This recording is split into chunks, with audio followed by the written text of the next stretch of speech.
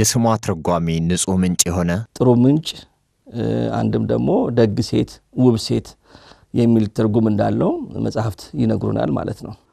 ምክንያቱም ወደ ኋላ የልጇ ማንነት ሲገለጽ ከሷ የተገኘ ስለሆነ ከጥሩ ምንጭ የተገኘ ውሃ ሌላውን እንደሚያረካ ንጹህ ምንጭ የሚል አንድ ትርጓሜ ያለው ሌላው ደግሞ የዋህ ይላታል ርህርት የሆነች አማኝ የሆነች ከዛ መልካም የሚል እነዚህን ሁሉ ለስሟ ትርጓሜ ተሰጥቷታል ማለት ነው።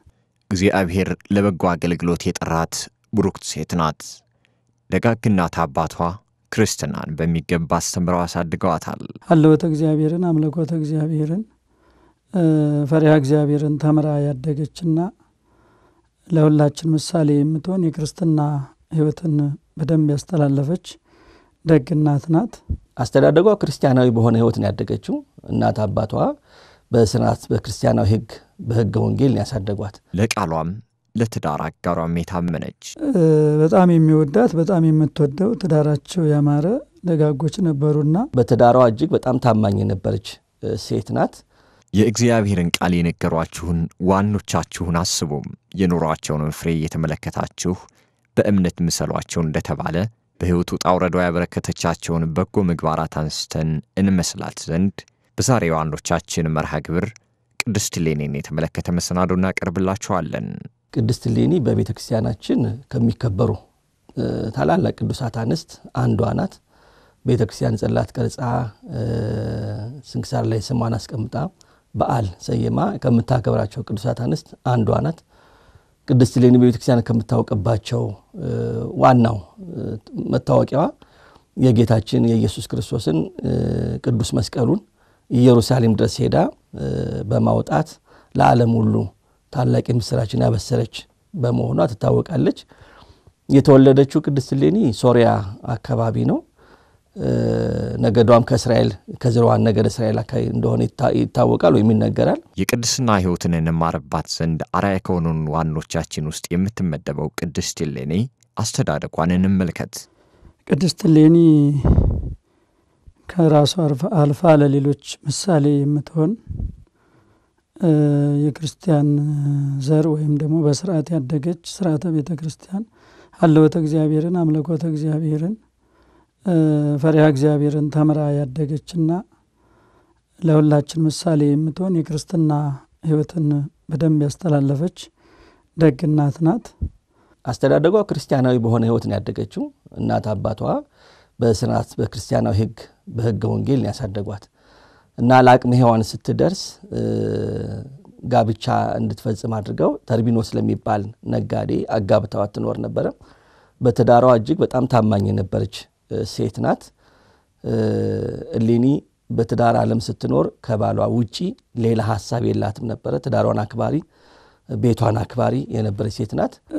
በጣም የሚወዳት በጣም የምትወደው ትዳራቸው ያማረ ደጋጎች ነበሩና ባሏ ወደ ንግድ ሲሄድ በሀገራቸው የሚነግዱት ርቀው ሄደው 3 ዓመት 2 ዓመት ድረስ የሚፈጅ ረጅም መንገድ ነበር የሚጓዙትና ወደዛ ሲሄድ ሰው እንዳያት በሩን ዘግቶ ፀሐይ እንዳያት ሰገነት ሰርቶ የምታገለግላት የገላዋን የምታጥባት ደጅ የምዘጋላት ሽቶ የምዘግብላት ሰራተኛ ቀጥሮላት አገልጋይ ሰጥቷት ይሄዳል። እሱ እስኪመጣ ድረስ እሷ የምታደርግ ነበር። ባሏ በሰላም እንዲመለስ ለሱም ትጸልይ ነበር። ኢቭን ወደ ውጭ እንኳን አትወጣም ነበር። ሌላ እሱ እስኪመጣ ድረስ ከቤቷ ውጭ ወጣም አትታይም ነበር። ይሄን ያህል ትጠነቀቅ ነበር ለትዳሯ። ለትዳሯ በነበራት ተአማኒነት ነጋዴያን ሁሉ ተወራረዱ። እንግዲህ ተርቢኖስ ጓደኞች አሉት ነጋዴያን ማለት ነው። ከዛ ውስጥ አንዱ አሁንኛ ወደ ሀገራችን ስንመለስ ሚስቶቻችን እኛን እስካሁን ታግሰው የሚጠብቁን ይመስላችኋል እያለ ይጠይቃል። ሁሉም የመሰለውን ሐሳብ ሲሰጥ ተርቢኖስ አይ እኔ ሚስቴን አውቃታለሁ ፍጹም ታማኝ ናት ብሎ ሲለው አሁን እኔ ሄጄ ወድጃት ወዳኝ ለምጃት ለምዳኝ በመጣስ ይለዋል። አታደርገውም። ካደረኩት እስከዛሬ 4 ዓመት የለፋህበትን ንብረትን ሐሰብ ለኔ ትሰጠኛለህ አሉ። ይሁንልህ ውሰድ አለው። አንተም ግን ካልተሳካልህ ያንተ ንብረት ለኔ ይሁን ብሎ ይወራረዳሉ። በዚህን ሰዓት ያ ሰው ሄዶ አካባቢው ደረሰ። የተርቢኖስን ሚስት አገናኙኝ ሲል እሷ እንኳን ሰው ፀሐይ አያያትም አሉት። እሺ ሰራተኛዋን ጥሩልኝ አላቸው። ሰራተኛዋን ጠሩለት። ሲነግራት እኔም ቤት እንደሚባል ማንንም ሰው አታናግርምና አትድከም ስትለው ግድልሽም ከተርቢኖስ መልእክት ይዤ ነው በያት ብሎ ገብታ የሚፈልግሽ ሰው አለ አለቻት። አንቺ ከዚህ ቀደም አይተሽብኛል ወይ ዛሬ ልጀምረው ነው ምን ማለትሽ ነው? እንዴት ለኔ እንደ አይነት መልእክት ይዘሽ ትመጫለሽ ብላ አባረረቻት። አንተ አልሆነልህም ተውስልህ አስቆጣኝና እንደዛ አድርገህ ሂድ ከዚህ ስትለው ገንዘብ ልሰጥሽ ነው በያት ብሎ ሲነግራት ለገንዘቡ የምትታለል መስሎት ነው። ገብታ ገንዘብ ልሰጥሽ ነው ይልሻል አላት። የተርቢኖስን ሚስት እኔን በገንዘብ ብላ ተሰፋ ነበር ቢሉ በወስፊው ተፈትል ነበር ቢሉ በእንዝርቱ ወጋቻትና እያለቀሰች ወጣ አስደበደብከኝ ዞር በል ስትለው እንደ ደምሽ ፈሶማ አይቀርም ላንቺም ካሳ ይሆንሻል ያስኩትን ወርቅና ብር ላንቺ ልስጥሽ እሷና እሱ የሚተዋወቁበትን አንድ የሆነ ነገር ስጭኝና ይዤ ልሄድ አላት። ይሄን ያህል ድረስ ተጠነቀቅ ነበር። ማንም ወንድ አይቷትም አናግሯትም አያውቅምና እስከዚህ ድረስ ከባሏ ውጪ ማንም ወንድ ለማየት ለማናገር ፈቃደኛ አልነበረችም። እንዳልሆነ ስትነግረው ያ ነጋዴ ምን አላት? ያችን ሰራተኛዋን ሁለቱ ብቻ የሚተዋወቁበት ተርቢኖስና እሌኒ የሚተዋወቁበት አንድ ሚስጥር እባክሽ ስጪኝ እኔ ብዙ ወርቅም ብርም ሰጥሻለሁ ይላታል።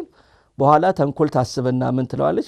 ወደ ከተማ ሄድና ነጋዴያን መተዋል ከባህር ወጥተዋል የብስ ረግጠዋል ብለህ አስወራ።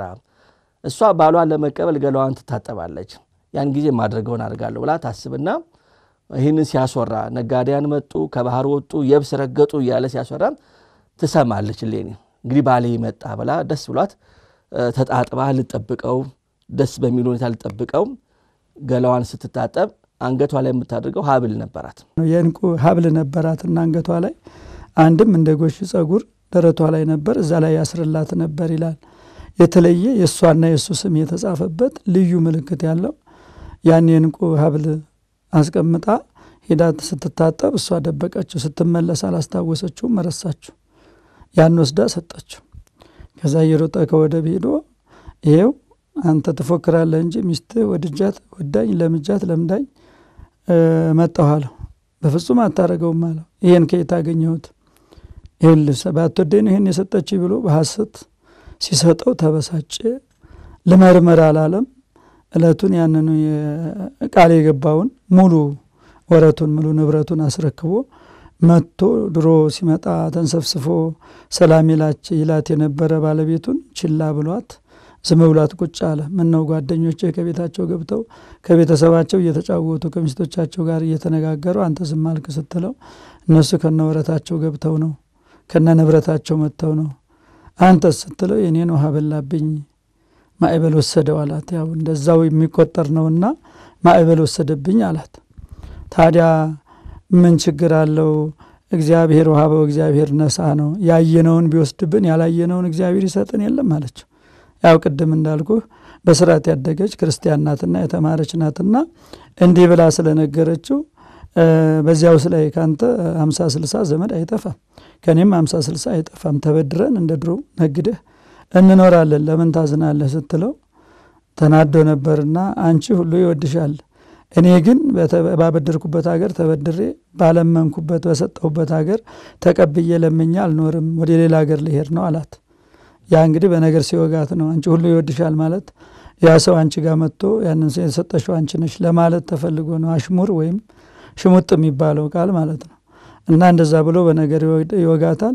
ብእሲው ብእሲ ተዋህዶ አካል ሙንቱ የሚለው ተገልጾላት ወይም የተማረች ስለሆነች ባልና ሚስት አንድ አካል ናቸው ተብሎ የለም ወይ?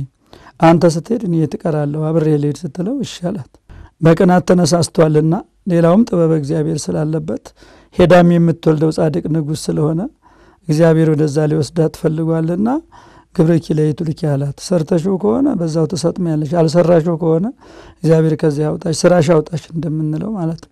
ግብረኪ ለይቱልኪ ብሎ በሳጥን አድርጎ ወደ ባህሩ ጣላት። ቅዱስ ሚካኤል ቅዱስ ገብርኤል እየቀዘፉላት ቅዱስ ሩፋኤል እየመገባት በራንጠያ ወደምትባል ወደ ወሰዳት። በራንጠያ ደግሞ ቁንስጣ የሚባል ንጉሥ ነበር።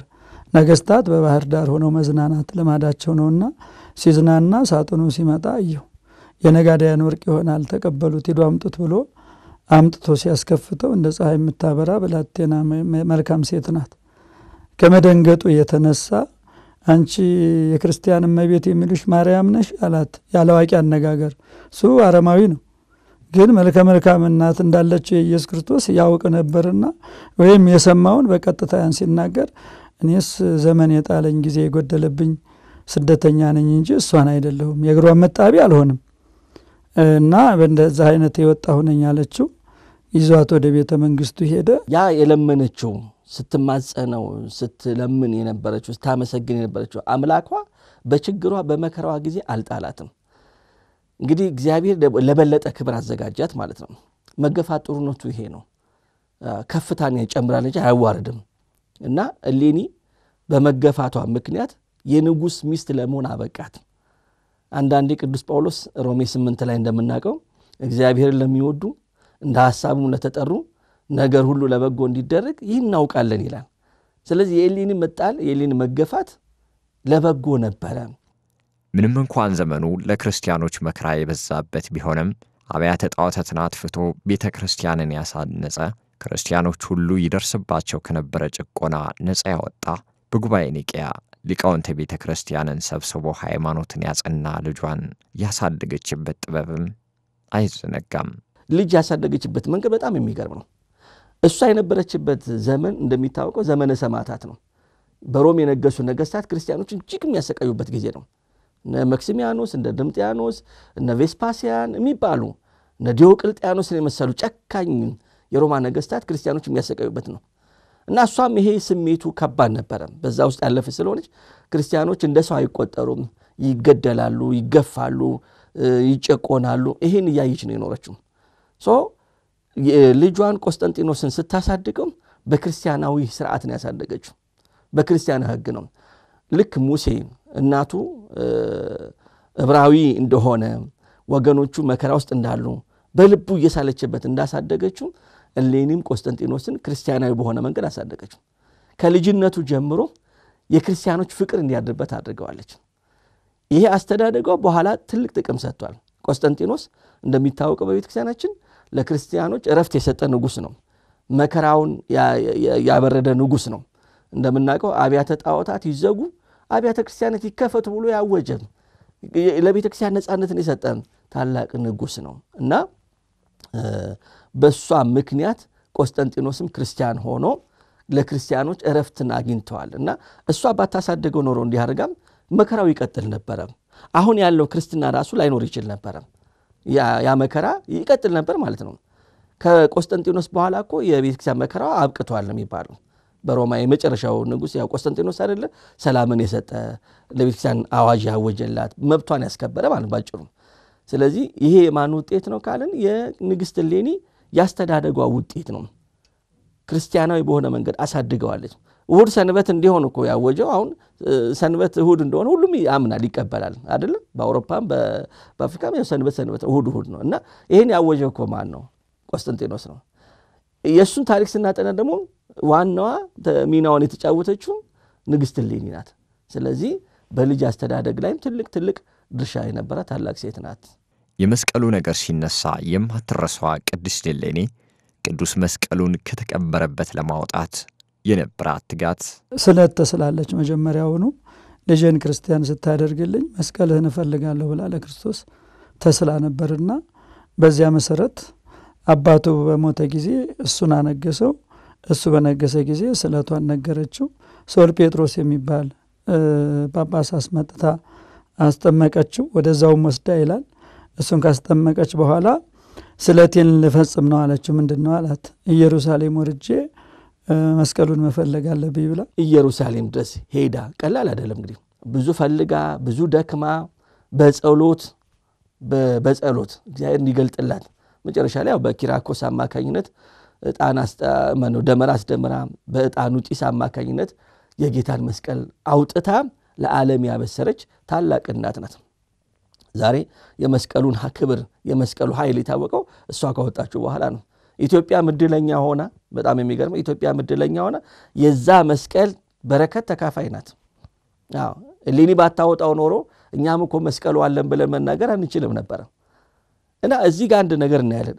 ስጦታ ወንድ ሴት አይልም። ይኸው ለሷ የተሰጣ ስጦታ ይሄ ነው። ለእሌኒ መስቀሉን ማውጣት እሌኒ መስቀሉን በማውጣት ረገድ ትልቅ ድርሻ የነበራት ሴት ናት። ባለውለታችን ናት። እግዚአብሔር ፈቃዱ ሆኖ ለሷ ይሄን ሰጣት። ብዙ ሰዎች እኮ ነበሩ፣ ወንዶች ቅዱሳን ነበሩ። ለነሱ ግን አልፈቀደላቸውም። መስቀል ማውጣትን ለሷ ፈቀደ። ለምን? ፍቅሯ ለሱ ያለው ፍቅር ነው ለዚህ ያበቃት።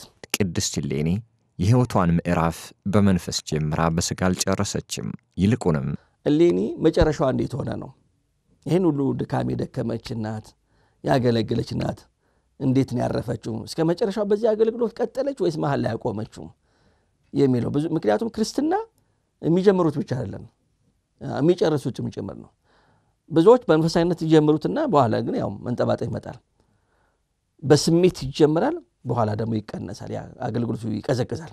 ቅዱስ ጳውሎስ የገላትያ ምዕመናን እንዳላቸው እናንተ የገላትያ ሰዎች በመንፈስ ጀምራችሁ በሥጋ ትጨርሳላችሁ እንዳላቸው ማለት ነው። በመዝሙር ጀምረው በዘፈንም ይጨርሰዋሉ። በሃይማኖት ጀምረው በክደት የሚጨርሰዋሉ። በመንፈሳዊነት ጀምረው በሥጋዊነት የሚጨርሰዋሉ። በቤተ ክርስቲያን ጀምረው በዓለም የሚጨርሰዋሉ። ብዙዎቹን ስናያቸው አሁን ዛሬ እኮ ነበርኩ የሚሉ ሰዎች አሁን ዘማሪ ነበርኩ፣ ዲያቆን ነበርኩ፣ መርጌታ ነበርኩ እንትን ነበሩ፣ ግን የሉም። አሁን ጅማሬያቸው ቤተ ክርስቲያን ውስጥ ነው፣ ፍጻሜያቸው ግን ዓለም ውስጥ ነው። ጅማሬያቸው ሃይማኖት ነው፣ ፍጻሜያቸው ክደት ነው። እሌኒ ግን በጀመረችው ነው የጨረሰችው። በዛው ግለት ነው የጨረሰችው። በዛው ግለት ምን ማለት ነው? መንፈሳዊነቷ ሳትቀንስ ፍቅሯ ሳይቀንስባት እስከ መጨረሻው አገልግላ በ80 ዓመቷ ነው በ330 ዓመተ ምህረት አካባቢ ያረፈችው ግንቦት 9 ላይ ማለት ነው። ከሚታሰቡ ቅዱሳን አንዱ ንግሥት እሌኒ ናት። እና ይሄም ቀላል ትምህርት አለኛ እስከ መጨረሻው የጸና እርሱ ይድናል። ይሄ ግለቷ ሳይለቅ ማለት ነው። ቅናቷ ሳይጠፋ መንፈሳዊነቷን እንደጀመረችው በዛው ነው የጨረሰችው። በጀመረችበት መንፈሳዊ ትጋት እስከ መጨረሻው የጸናችው ቅድስት እሌኒ ዛሬ ላይ ላለን ክርስቲያኖች አስረፍኖቷን እንከተል ዘንድ ሕይወቷ የሚያስተምረን ጸሎቷም የሚራዳን ነው። በረከቱ እንዳለ ሆኖ ቃል ኪዳናቸው እንዳለ ሆኖ ከሕይወታቸው የምንወስደው ብዙ ትምህርቶች አሉ። ቅዱስ ጳውሎስ የእግዚአብሔርን ቃል የነገሯችሁን ዋኖቻችሁ ምን አድርጉ ነው የሚለው? አስቡ ነው ያለው። ለምንድን ነው የምናስባቸው? ሕይወታቸው ትምህርት ስለሆነ የሚነበቡ መጽሐፍት ናቸው። ንግሥት እሌኒም ወይም ቅድስት እሌኒም ሕይወቷ ራሱ አስተማሪ ነው። ብዙ ነገር እንማርባታለን። የመጀመሪያው በክርስቲያን ሕይወት ማደግ ነው። መጀመሪያ እኮ በክርስቲያን ሕይወት አንጻ ባታደግ ኖሮ ይሄ አሁን የምንጠቅሰው ማንነት እኮ አይኖራትም ነበር። እናትና አባቷ በጥሩ ስነ ምግባር አሳድገዋታል። መልካም ዛፍ መልካም ፍሬን ያፈራል እንዳለ ጌታ ከመልካም ዛፎች የወጣች ፍሬ ናት። እሷ ከደገኛ ቤተሰቦች ስለወጣች ክርስቲያናዊ አድርገው አሳድገዋታል። እሷ ውስጥም እኮ ክርስትና የተሳለባት እኮ ከእናት ከአባቷ የተነሳ ነው። አረማውያን ቢሆኑም ወይም ጣዖት አምላኪዎች ቢሆኑም እሌኒ አሁን የምናውቃት እሌኒ አትሆንም ነበር። ስለዚህ ይሄ አስተዳደጓን ያሳያል። እኛ በምን ውስጥ ነው ያደግነው? የኛ እናትና አባቶቻችን እንዴት ያሳደጉን? ዛሬ እኛ ልጆችስ እንዴት ነው የምናሳድጋቸው? ይሄን ስናይ ይሄን እንማርበታለን። ልጆቻችንን ስናሳድግ እንደሷ በየትኛውም ቦታ በየትኛውም ዘመን የተስተካከለ ጊዜ ላይ ገጥመን ይችላል። ወይም ደግሞ በቃ የቤተክርስቲያን ልጅ መባል የሚነቀፍበት ዘመን ላይ እንደርሳለን። በዚህ ውስጥ ሆኖ ግን ሰው ማነጽ እንደሚቻል፣ ስራ መስራት እንደሚቻል፣ ብርታቷ ለባሏ የነበራት ታማኝነት እሱ ሳይመረምር ያንን ነገር ቢያደርገውም ጥበበ እግዚአብሔር ሆኖ ይህን እንቁ ጽሩይ የተባለ ቆስጠንጢኖስን አስገኝታ ታላቁ ጉባኤ የተደረገውና አርዮስ የተወገዘው በልጇ በጻድቁ ቆስጠንጢኖስ ነው። ለቤተ ክርስቲያን መሰረት ናት። እቺ ንጹህ ምንጭም የተባለችው ለ318ቱ ሊቃውንት መሰብሰብ የሷ እጅ አለበት። በስርዓት ያደገ ልጇ የቤተ ክርስቲያንን ስርዓት የሚያውቅ ልጇ ቆስጠንጢኖስ ጉባኤውን የጠራው ጉባኤውን ያዘጋጀው እሱ ነው። አሁን አየ ልጅ ማሳደግ ማለት ማልበስ ብቻ አይደለም፣ ሆድ መሙላት ብቻ አይደለም፣ ስጋዊ ነገሮችም ፍላጎት ብቻ ማሟላት አይደለም። ሃይማኖትን ያወረሰችው ለልጇ ሃይማኖት ሰጠችው። እንግዲህ ከልጅነቱ ተሳለበት።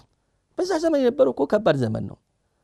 ለክርስቲና የነበረው ጥላቻ ቀላል አይደለም እኮ እና ያንን ሁሉ ተቋቁሞ ክርስቲያኖችን እንዲወድ ያደረገችው እሌኒ ናት። እኛ ለልጆቻችን ምንድነው የምናወርሳቸው? ዛሬ የምንጨነቀው ምን ለማውረስ ነው? እውነቱን ለመናገር ከዛ ውጪ ደግሞ ለሃይማኖት የነበራት ፍቅር ግለቱ ኢየሩሳሌም ድረስ ሄዳ ተስፋ ሳትቆርጥ ሴት ነኝ ብላ ተስፋ ሳትቆርጥ እኔ ካህን አይደለሁም እኔ ምን አይደለሁም ብላ ሳትል አየ መክሊቷን አውቃ ያተረፈች ሴት ናት። እኛም እንደዚህ ነው። ለሃይማኖት ዲያቆን መሆን አይጠበቅብንም። ለሃይማኖት ቄስ መሆን አይጠበቅብንም። የግድ ጳጳስ መሆን አይጠበቅብንም። መነኩሴ መሆን አይጠበቅብንም። ድርሻችን መወጣት መቻል አለብን። አይ ዲያቆኑ ይወጣበት ቄሱ ይወጣው የሚባል ነገር የለም። እሌኒ ሴት ብትሆንም ግን እንግዲህ ተመልከት፣ ከዛ ተነስታ እዛ ሄዳ መስቀሉን አስቆፍራ ወጣች። ከዚህ ብዙ ነገር እንማራለን። ድርሻችንን እኛም መወጣት አለብን። ይመለከተናልና ከህይወቷ ብዙ ታሪክ እንማራለን። የተዋሕዶ